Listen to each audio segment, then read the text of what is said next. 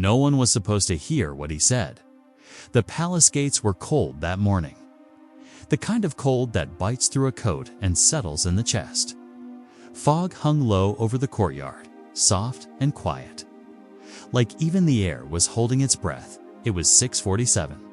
In the morning, most of London was still asleep, but at Buckingham Palace, the royal guard had already been standing for 2 hours, straight back, chin up, eyes forward. His name was Thomas Hartley, 31 years old, 8 years in service. He had stood at those gates in rain, in heat, in silence. He had watched thousands of tourists point cameras at him. He had never moved, never flinched, never spoken out of turn. That was the job, that was the oath. But on this particular Tuesday morning in November, something was different. He felt it before he saw it. A quietness in the footsteps coming from inside the palace. Not the brisk, official steps of staff heading to their stations. These were slower, heavier, the kind of steps that carry a weight. No uniform can hide. Thomas kept his eyes forward. That was the rule. But then the steps stopped right beside him, and a voice, low and careful, spoke directly into the cold morning air. Thomas. He recognized it immediately.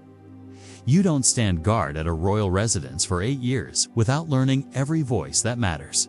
This one mattered more than most. It was Prince William, not in a formal procession, not surrounded by aides or protection officers. He was standing just a few feet away, wearing a dark coat, his face drawn and pale in the early light. His eyes looked like a man who had not slept. Maybe not for days. Thomas did not move. Protocol is clear. A guard does not engage unless engaged by a senior officer or in the event of a direct threat. A passing royal is not a reason to break stance. But then William said something that Thomas had never in 8 years been prepared to hear. He said, I need you to deliver something, and I need you to promise me no one else will know. If you haven't already, subscribe to this channel. Stories like this one, stories about quiet moments that change everything, are what we do here. Hit subscribe so you never miss one. Thomas's jaw tightened. His hands, white-gloved and still, pressed harder against his sides. The fog shifted slightly. Somewhere in the distance, car moved along the mall. A pigeon startled off a stone ledge and disappeared into the gray. William did not move. He wasn't acting impulsively. That much was clear. His voice was controlled, measured, the voice of someone who had rehearsed this moment. Someone who had decided, after long and painful thought, that this was the only way. He held out a small envelope, cream-colored, sealed, no name on the front. Thomas stared ahead. I know what I'm asking, William said quietly. And I know what it costs you to say yes. His breath made small clouds in the cold air. But there's no one else I trust. Thomas had been trained for emergencies, for threats, for the worst kinds of moments that could unfold at palace gates. He had run simulations. He had passed every test, but no one had ever trained him for this, for a prince standing alone in the fog, holding a nameless envelope, asking a guard to make a promise that could break everything he had built. Thomas Hartley stood perfectly still, and inside his chest, his heart was no longer following protocol. Asterisk, the envelope sat in Thomas's inside coat pocket like a stone. He could feel the edge of it pressing against his chest every time he breathed. Sharp, constant. A reminder that something had shifted this morning. Something he could not undo. William had gone back inside the palace within 2 minutes of handing it over. No explanation beyond what he had already said. No instruction about when. No instruction about how. Just a name, spoken quietly at the last second before he turned away. A woman's name. Margaret Elaine Doyle. Thomas didn't know her. He was certain of that. But the way William said it, soft, almost pained, made it clear she was not a stranger to the prince. She was someone who mattered. Someone from a part of his life that the cameras had never reached. The rest of Thomas's shift passed in a strange kind of silence. The tourists came. The cameras flashed. A group of school children pressed their faces against the iron bars and giggled. Life moved the way it always moved outside these gates. Loud and ordinary and completely unaware. But Thomas stood in a different world. Now, when his relief arrived at 9 o'clock, Thomas handed over his post with a nod and walked to the guard quarters without a word. He showered. He changed. He sat on the edge of his narrow bed in his small room and pulled out the envelope. He turned it over in his hands. It was light. Whatever was inside wasn't thick. A letter, maybe. A single page. The seal was firm. Wax. Pressed with something, he could feel the impression of it. Beneath his thumb, without looking, he didn't open it. That thought hadn't even arrived yet. He wasn't that kind of man. Whatever was inside belonged to Margaret Elaine Doyle, and that was where it would go. But the question that sat heavy in his mind was simpler and more complicated than curiosity. Why me? William had protection officers. He had private secretaries. He had equerries and assistants and an entire structure of people whose job it was to carry his private matters carefully and quietly. Men and women with clearances and oaths and years of discreet service. Why had he walked to the gate alone, key in the early fog, and handed an envelope to a guard? Thomas thought about it for a long time. He thought about the look on William's face. Not desperate, something more controlled than desperation. Something that looked like a man who had already considered every other option and crossed them all out, one by one, for reasons he couldn't explain to anyone. Trust, that was the word that kept coming back. There's no one else. I trust. Thomas didn't know what he had done to earn that. He had simply stood his post, done his job, day after day, season after season, without complaint or incident or ambition. Maybe that was exactly it. Maybe after years of being surrounded by people who wanted something, who calculated every gesture and every loyalty, the simple, undemanding faithfulness of a guard had become the rarest thing in the world. He looked up the name that afternoon. It didn't take long.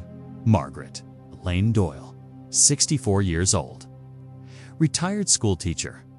Originally from a small town in Shropshire.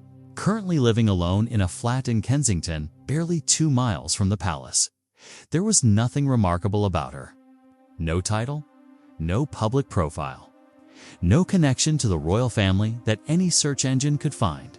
But there was one thing, a photograph, buried in a local newspaper archive. 11 years old. A charity event at a primary school. A visiting patron shaking hands with a teacher. The patron was William. The teacher was Margaret Doyle, and the look on both their faces caught in a single, unguarded moment between the flash of a camera was not the look of strangers meeting for the first time. Thomas stared at that photograph for a long time. Then he folded the printout, put it in his jacket pocket next to the envelope, and made a decision. He would go to her, but he couldn't have known what was waiting for him when he did *** Kensington in November looked like a painting someone had left out in the rain. The leaves were gone from most of the trees. The pavements were dark and wet. Thomas walked with his collar up and the envelope pressed close to his chest, following an address he had written on the back of a receipt, flat, for B. Cranmer Court, a quiet residential building set back from a narrow street. The kind of place where nobody made noise and nobody asked questions. The kind of place a person could disappear into and live out years in careful privacy. He pressed the buzzer. Nothing for a long moment. Then a voice, thin, cautious. The voice of someone who didn't often answer to unexpected callers. "Who's there?" "My name is Thomas Hartley," he said. "I'm a Royal Guard. I have something for you." "From?" "A mutual acquaintance." Another pause. Longer this time than the door clicked open. She was smaller than he expected. Margaret Doyle stood in the doorway of her flat in a gray cardigan and dark trousers, her white hair pulled neatly back. Her eyes were blue and sharp. The eyes of a woman who had spent decades reading the faces of children who were trying to hide something. Eyes that did not miss much. Asterisk, asterisk, she looked at him for a moment without speaking. Then she said, "You'd better come in." The flat was quiet and warm. Books on every shelf. A small table set for one. A cup of tea going cold beside an armchair that faced the window. The life of someone who had learned to be comfortable with solitude, but not someone who had always chosen it. Thomas sat across from her and took out the envelope. She looked at it for a long time before she touched it. Her hands, when she finally reached for it, were steady, but just barely. "How was he?" she asked without looking up. Thomas considered his answer carefully. He looked like someone carrying something he couldn't put down. She nodded, very slightly. Like that was an answer she already knew. She opened the envelope slowly, deliberately, like she was preparing herself. Inside was a single folded sheet of paper. She read it with her head bent low, and Thomas looked away at the bookshelves, at the rain beginning to tap against the window, at a small framed photograph on the mantelpiece that he tried not to examine too closely. The flat was silent except for the rain. Then Margaret Doyle made a sound. Not a cry. Not quite. Something smaller and deeper than that. A sound that lives in the chest, not the throat. The kind that escapes when something long held finally breaks its surface. She pressed the letter to her front and closed her eyes. Thomas sat very still. He was trained to be invisible in moments that did not concern him. He had learned, over years, to be present without intruding. It was one of the things that made him good at his job. And so he sat, respectfully, motionless, while Margaret Doyle held a letter from a prince against her heart and let the weight of something he didn't fully understand move through her. After a while, she opened her eyes. She looked at Thomas with an expression he had no name for. Not grief, exactly. Not relief. Something in between, the face of someone arriving at the end of a road they had been walking for a very long time. "Did he tell you anything?" she asked. "About why?" "No," Thomas said honestly. She nodded again. He wouldn't. There was no bitterness in it. Just knowing. That's him, always protecting everyone else. She folded the letter back carefully and set it on the table beside her cold tea. Then she looked at Thomas, really looked at him, and said something that turned the quiet room on its axis. "There's something I need you to take back to him." Thomas felt the still air of the flat shift around him. "And this time," she said, "it can't wait." Asterisk, asterisk, she left the room for only a few minutes. Thomas sat with the rain and the quiet and the unanswered questions. He noticed things, the way a guard notices things. The layer of dust on a framed certificate near the bookshelf. The single unwashed mug in the drying rack. The slight indentation on the armchair that told him she sat in the same spot every day. A small life carefully maintained. A life that had found its rhythms and kept to them. But the photograph on the mantelpiece. He let himself look at it properly now. It was not the newspaper image he had found online. This was different, informal, personal. A garden somewhere green. Sunlight, two people standing close enough that their shoulders almost touched. Margaret, younger, laughing at something off camera. And beside her, unmistakable, even without the context. A young man whose posture already carried the quiet formality of someone who had grown up knowing the world was always watching. William looked, in that photograph, like someone who didn't know he was being watched at all. That was the thing about it. That was what made it sit strange in Thomas's chest. Margaret came back carrying a small wooden box, dark-stained, worn at the corners. The kind of box that had been opened and closed 10,000 times over many years. She set it on the table between them and placed both hands on top of it. "This belonged to someone we both loved," she said. Her voice was careful, even the voice of someone who had decided, long ago, to speak about grief without falling into it. "A boy named Daniel." Thomas waited. "He was my nephew, and he was, for a brief time, something like a friend to William." She paused. "The kind of friendship that doesn't follow official lines. The kind that happens when two people meet as just people, without titles or expectations." She opened the box. Inside, resting in a fold of dark velvet, was a small medal. Not a royal honor. Not anything official. The kind of thing made for a school competition or a local event. A small bronze disc on a faded red ribbon. "Daniel died 4 years ago," Margaret said. "He was 33. A brain tumor? Very sudden in the end. The rain was heavier now, running in lines down the gray window glass. Before he died, he gave me this," he said. Her voice caught for just a second before she steadied it. "He said that if William ever found a way to reach out, I should send it back to him, as a way of saying there was nothing left unfinished between them." Thomas looked at the medal. Daniel knew William had kept away, not out of coldness. She looked at her hands, out of guilt. Things had ended awkwardly between them years before the illness. William had pulled back.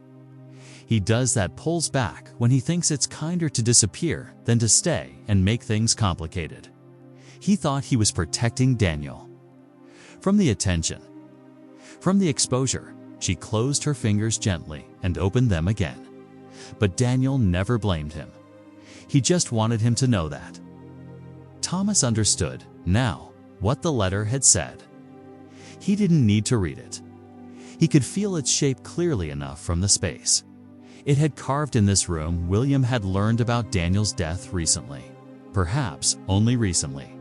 And the guilt, the long, private guilt of a man who had never found the right moment to go back, had finally driven him out of the palace at 6 in the morning with a sealed envelope and no one to trust. Thomas picked up the small wooden box carefully.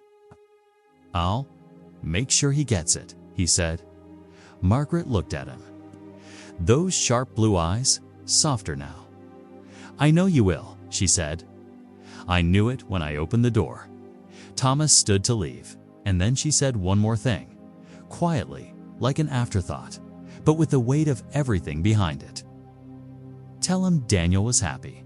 At the end, tell him the last thing he said about William was that he was glad they'd had those years, even if they ended the way they did." Thomas held the box under his arm and walked back out into the Kensington rain. He had gone to deliver a message he hadn't expected. To carry one back, that would be even harder too. Give ***. Getting back to William was not simple. Thomas was a guard, a soldier, a man of post and protocol. He did not have a private number for the Prince of Wales. He did not have a direct line to anyone who could arrange an informal meeting without questions being asked. He had only the gates and the fog, and the knowledge that whatever had brought William out that morning had not been the kind of impulse that evaporates by afternoon. It had been something building for years. So Thomas did the only thing that made sense. He went back to his post. He signed in for an extra evening shift, something he had done dozens of times. Always a reliable volunteer when someone needed covering. No one thought anything of it. He was that kind of guard. The dependable kind. The one who didn't make requests or cause friction or ask for things. The palace grounds settled into their nighttime rhythm. Staff moved in and out. Lights shifted in upper windows. The city beyond the walls went about its million private lives. Thomas stood at his gate and he waited. He didn't know if William would come. He wasn't even sure William knew he was there. But at 9:30, when the last of the evening visitors had cleared and the courtyard was quiet enough to hear the gravel shift underfoot, he heard those footsteps again, slow, heavy, the weight of a man carrying something invisible. William came to the gate from the inside. He was in a dark jacket and no tie. His hands were in his pockets. He stopped a few feet away and looked at Thomas with an expression that was very carefully composed. The public-facing version of his face. The neutral and controlled version. But his eyes gave it away. He had not slept again. "You went," William said. It was not a question. "Yes, sir." A pause. The night air between them, cool and still. "How was she?" "She was well, sir, composed." William looked away for a moment. Down the long, lamplit path toward the palace. A muscle in his jaw moved once. "Did she say anything?" Thomas reached carefully into his coat and brought out the small wooden box. He held it forward. William stared at it. For a moment, just a moment, the composure broke. Not dramatically. Not visibly, perhaps, to anyone watching from a distance. But up close, standing 2 feet away, Thomas saw it. The way the controlled expression faltered at the edges. The slight tension in the throat that comes just before a person decides not to cry. William took the box with both hands. He held it the same way Margaret had, like something that might shatter if gripped too tight. "She asked me to give you a message," Thomas said quietly. William kept his eyes on the box. "She said Daniel was happy." At the end, Thomas kept his voice level because someone needed to. "She said the last thing he told her about you was that he was glad they'd had those years, even with how they ended." The courtyard was very quiet. A distant siren moved somewhere in the city and faded. William did not speak for a long time. When he did, his voice was lower than Thomas had ever heard it. Lower even than the early morning whisper at the gate. "He was a good person," he said. "Better than most people I've known. And I left. I leave when I think it's cleaner for everyone else." He stopped. Thomas said nothing. There was nothing useful to say. "I found out in August," William continued. "A friend mentioned it in passing, like they assumed I knew. For years, he'd been gone for years." He pressed his lips together.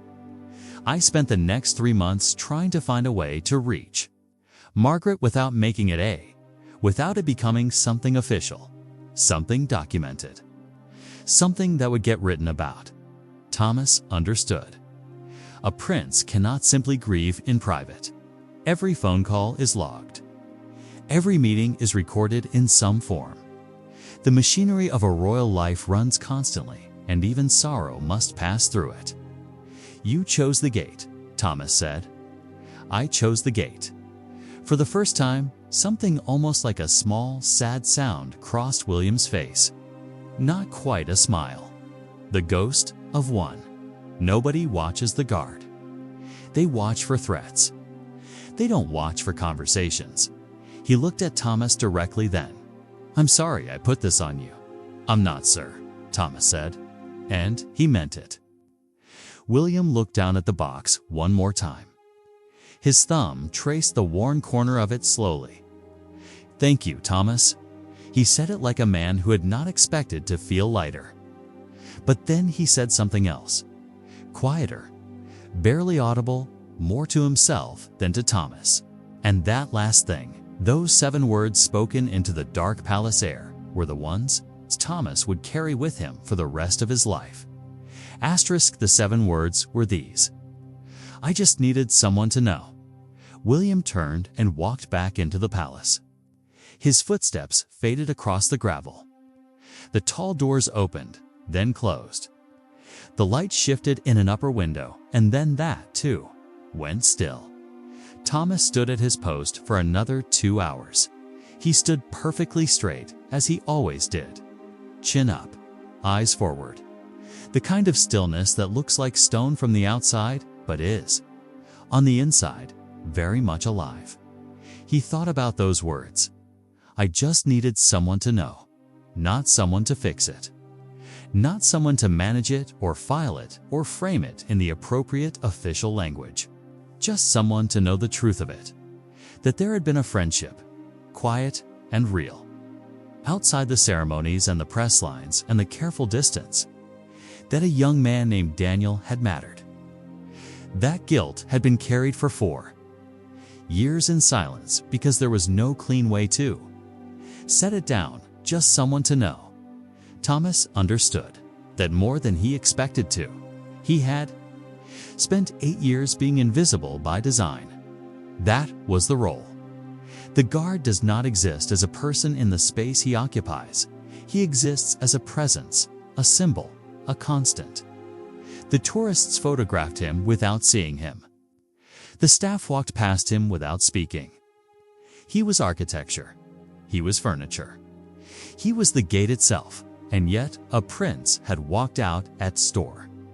At Storlest had walked out at 6 in the morning and spoken directly to him, because the invisible man is sometimes the safest place to put the things you cannot carry.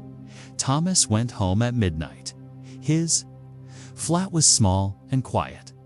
He made tea and sat at his kitchen table without turning on the television. He thought about Margaret Doyle in her armchair with her cold cup of tea.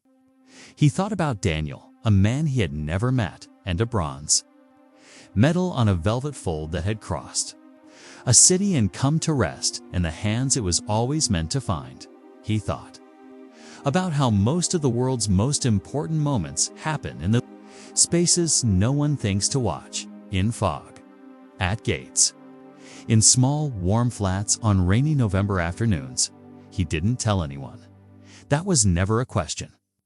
Some things do not belong to the world. Some things are complete simply by being witnessed, and the witness is enough, and the keeping of the secret is itself the gift. A week later, something arrived at the guard quarters. An envelope. No return address. His name on the front in handwriting he didn't need to identify. Inside, a single note card. No official seal. No title. 2 sentences he knew. He was glad Thomas read it twice. Then he folded it carefully, the same way Margaret had folded the letter, and placed it in the inside pocket of his jacket, close to the chest. Where important things go. He went back to the gate the next morning. The fog was in again. The air was cold. The tourists would come in an hour, with their cameras and their noise and their cheerful oblivion. Thomas straightened his back, lifted his chin, and fixed his eyes on the middle distance to anyone watching. He looked exactly the same as he had always looked. A guard. A statue. A presence, but inside the invisible man, something had changed. He had been trusted with a grief that had no official home. He had carried it across a gray city and delivered it to the person who needed it most. He had stood still in the fog while a prince said 7 words that held a whole human life inside them.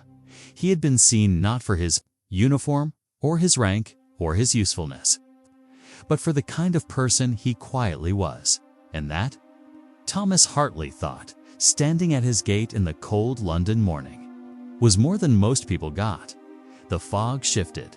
The city woke up, and the guard stood still, and held everything and showed nothing, the way the best of them always do. If this story moved you, share it with someone who believes in quiet kindness. And if you haven't yet, subscribe. There are more stories like this one waiting for you.